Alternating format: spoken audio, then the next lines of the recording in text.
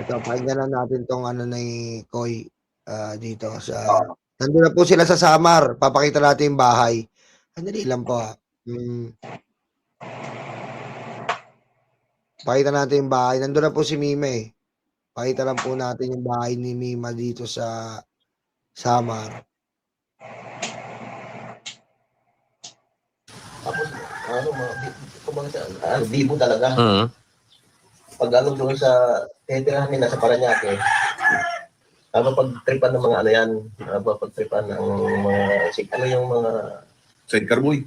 sidecar boy, tapos yung ano, yung tawag dyan, yung traffic aid, kinukurot lagi yung ano. Pisngi niya. Pisngi niya, parang manhid na lang yung pisngi na, sa nakikita ko pag ano. Minumura kaya niya yun. Oo, minumura. Kaya ano niyang galit. Sinabi niya kado. Nagagalit. Tapos, ano, diretsahan magsalita nung medyo malaki na siya. So, straight to the point. Eh, walang tinatago, lalaki. Tumulong talaga, halos kakainin na lang niya. Talagang ibibigay niya talaga. Yun ang ugali ng Mima na bata. Na bata. Pero kasi ang nakikita namin sa kanya is yung character niya na matapang, matara sa social media. Sir, kwento mo nga sa amin yung ano yung nagawang tulong ni Mima. Kasi galing siya sa hirap eh. In transforming into this kind of house. Di ba? I cannot imagine na yung galing sa hirap na Mima Alicia na binabash, tinatanggap niya para pala sa pamilya niya. Ano si Mima, halos kung tutuusin niya, halos isusubo na lang ibibigay niya sa mga tito, matulungan siya. Ako lang hindi ito matanggap kasi ang gusto ko yung sabi ko mag-ipon kayo para sa future niyo. Kaya tanong ako, dito anong gusto mo? Yun ang Mima na tapos talagang kung kasipag. Alam mo tol, makikita mo yung mga tito nila. Alam nung mahirap eh. Sorry po kasi nakikita mo sa cellphone eh. Yung cellphone nila yung talagang Nokia pa. Oo. Ganun po yung keypad. Keypad pa po mga cellphone ng mga kamag-anak ni Mima. Talagang ano po si Mima, talagang nagsusumikap siya para iangat po yung kanyang mga mga pamilya. Di keypad pa. 'Di ba nakwento nga ni Mima tol nung in-interview natin, nakwento ni Mima ay ni Nanay. Na si Mima po nagsimula mag-vlog dahil lang po sa Mobile Legends, 'di ba? Kasi yung kapatid niya inipon yung pera niya sa pag-aalimango. Tapos nakaipon po ng Android phone. Na yung Android phone na yun, gagamitin nung kapatid niya dahil addict nga sa Mobile Legends. Kinuha ni Mima, nagkaaway pa nga para po mag-vlog si Mima. Doon siya nagsimula eh. Doon siya nagsimula. And si Mima po nangangatulong, nangagkakasambahay po para po mairaos yung pamilya noon nung hindi pa siya vlogger. Ayan po ang istorya ni Mima. Yung dito niya, yung kausap ni Koy, yan din yung isa sa nag-influence sa kanya sa politics. Kasi nga BBM supporter yan dito niya. BBM supporter po ito. Siya po ang naging pare. Sinabihan daw niya si Mima, mag-ano ka, gayahin mo to yung pinakita ng araw. Si Takero, sila Boss Mike, yan. So parang sabi nung tito niya, yan mag-reaction ka, ganyan-ganyan. Magandang reaksyonan yung issue sa politika. So parang yun yung naging unang step ni Mima na pasukin ng reaction sa politics.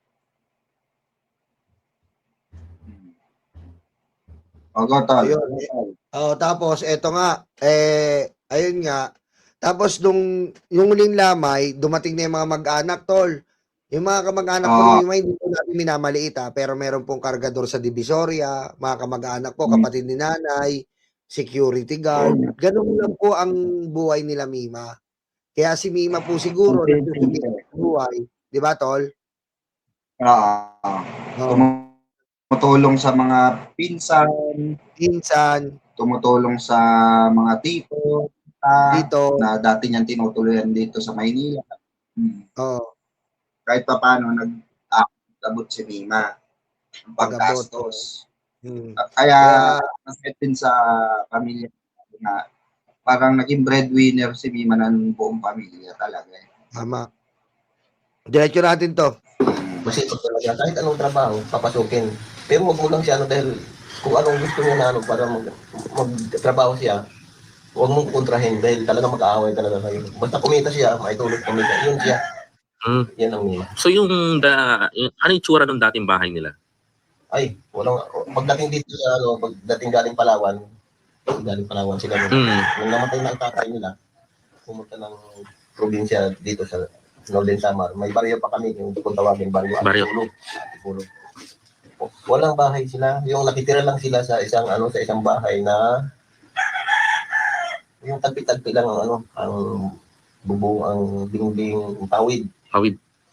Wala silang bahay kasi galing nga Palawan sila. Yun ang kinalakihan ng dalagitan na siya. Talagang sinubok siya ng panahon, sinubok ng tadhana na ang katibayan niya talagang kumbaga sinubok ng gusto. Kahit mahirap, dinaos niya yung yung tinulungan niya ng magulang niya para manghuli ng mga isda na maliliit sa dagat. So naranasan niya mangisda? Yung manghuli ng alimango na maliliit. Oo. Yung Para ibenta niya sa kasi may namimili ng makakain sila. Ganun ang Mima. Pag andun niya mga kapatid niya kahit mga lalaki talaga, nagmamuna talaga yan. Ganun. So dinanas niya yung hirap ng buhay dinanas yung hirap ng buhay na eto yung gusto kong mangyari. Yun nga. Sabi niya, nung medyo umangat na siya, ayaw ko na balikan ang kahirapan. Kaya kung kinakailangan, idudubdihin ko, triplihin ko. Kaya yung pala yung naging foundation niya kung bakit gusto niyang umangat sa buhay. Ayun, yun yung nakita, yun yung mga nagawa niya. Kita mo, ang hirap niyan, breadwinner ka. Ako naunawaan ko yan, Tol, breadwinner ako eh. Panganay ako eh. Kailangan, responsable ka, matibay loob mo. Kaya naunawaan ko yung ni Mima eh. Naunawaan ko eh. Di ba? Grabe, di ba? Tapos, ewan ko. So, nung binibuild ba itong bahay na to before kayo ipakita, naikwento niya ba sa ito dito? Sa akin, nakita ko na lang itong nung tapos na itong bahay na to. Napakamasikreto niya eh. To be honest, kahit ako, di ko alam na ito kaganda eh. Hindi niya pinito to. Ang pagpapatayo ng bahay, hindi niya pinito. Basta minsan, napunta ko na lang ito na sumublasi ko ng pamangkin ko. Yan ang idol ko, mga pamangkin ko. Yun ang sikap. Ang sikap. Yun ang idol ko. Pag nagsikap ang pamangkin ko, lahat yan, para na rin yung binigyan ng mga kitala na. Yun ang ko siya, nakapili. Madagdag ko lang din. Si Mima pala ay dating tumakbo bilang tumakbong kagawad sa barangay nila. Hindi naman pinalad. Hindi naman pinalad. Pero tumakbo siya. Pero, tinry niya talaga na mag-public ay, service. dito na si Utol Crisiulo, Tol.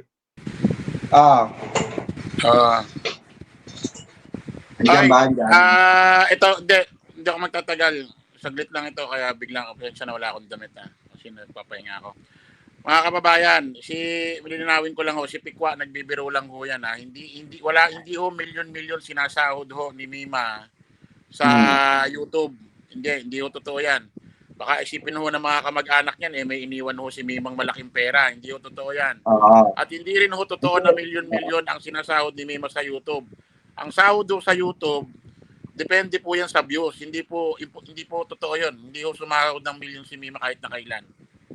At pagdating sa mga ganyan, wala ho kaming alam dahil pribado ho yan ni Mima. Wala ho kaming alam na ganyan.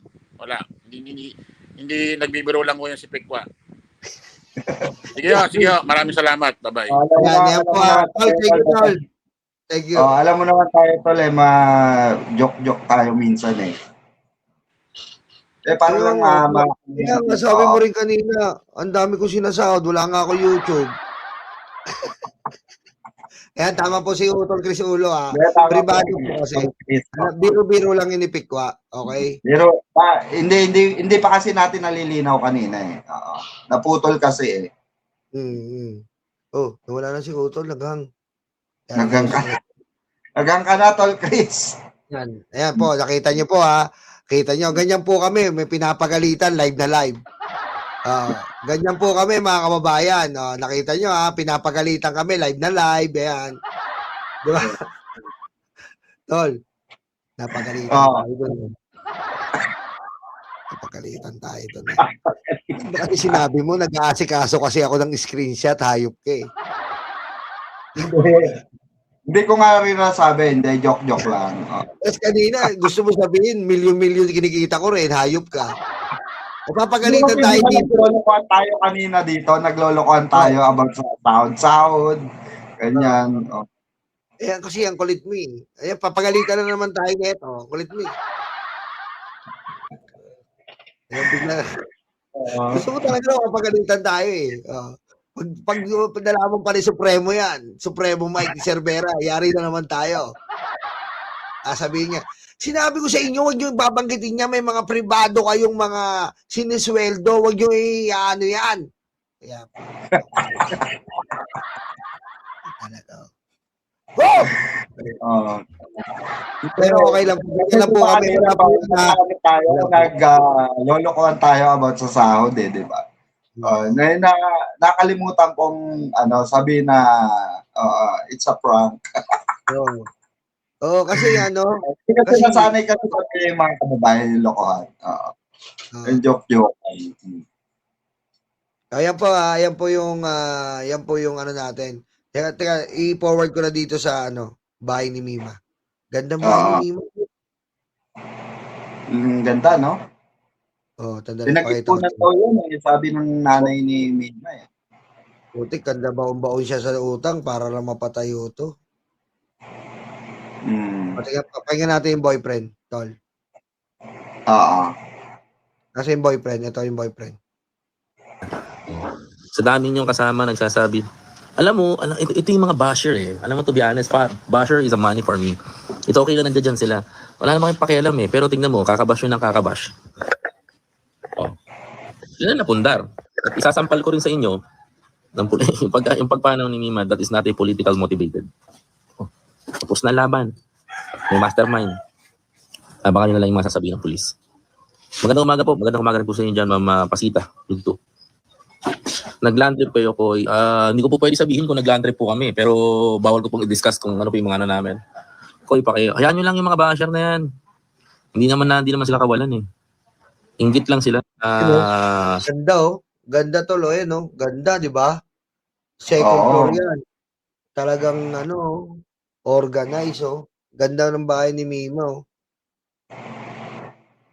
Meron nga siyang video yung house tour eh. Diba? Yan po ang bahay ni Mima, napakaganda Diba? Ba't tumatawa ka? Bakit? Bakit? Natawa ako dun sa mga Bakit nga? Wasak na naman tayo. Sermon na naman tayo nito pagtapos nito. Ang kulit mo kasi, ang tigas ng ulo mo. Ang kulit mo eh. May inggit kasi mga DDS, may inggitero yung mga pusang inan yan eh.